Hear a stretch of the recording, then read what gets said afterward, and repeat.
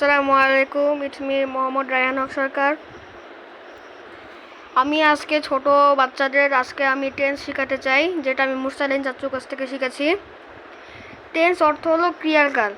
Tense হলো 3 প্রকার, যথা ইংলিশে হচ্ছে প্রেজেন্ট, পাস্ট আর ফিউচার, আর বাংলা এগুলোকে বলতে হবে হচ্ছে বর্তমান, অতীত আর ভবিষ্যৎ। আমি এই টেন্সগুলো এখন ইংরেজিতে আলোচনা করব, তাই শুরু করা যাক। আমাদের ইংরেজিতে প্রেজেন্ট টেন্স হচ্ছে 4 প্রকার, যথা present indefinite, present continuous, present perfect, present perfect continuous. এখন আমি ছোট্ট মনিদের আমি প্রেজেন্ট ইনডিফিনিট টেন্স কীভাবে শিখতে হয় সেটি শেখাবো।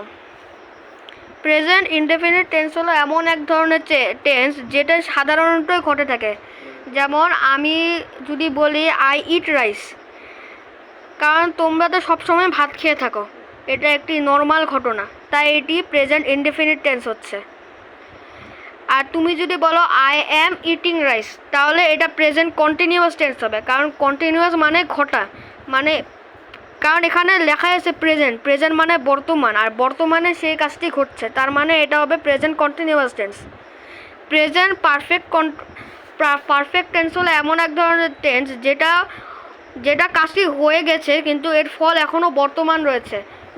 যেমন আমি যদি বলি I have gone to market, মানে আমি বাজারে গিয়েছি।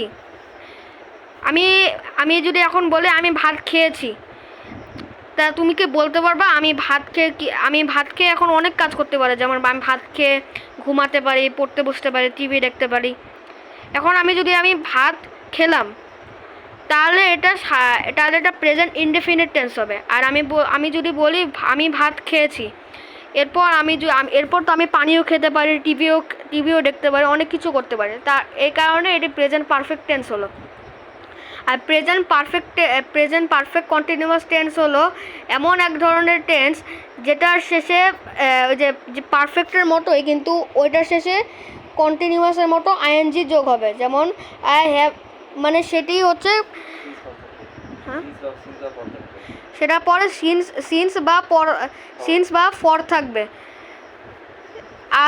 আর আমি প্রেজেন্ট পারফেক্টে আমি হ্যাভ অথবা হ্যাজ ইউজ করেছি, আর এখানে প্রেজেন্ট পারফেক্ট কন্টিনিউয়াসে এখানে হ্যাভ অথবা হ্যাজের পর বিন ইউজ হবে। আমি একটি সেন্টেন্সে বলে দেখাচ্ছি। এখন আমি যদি বলি ইট has been raining since morning, মানে এই বৃষ্টি সকাল থেকে হচ্ছে।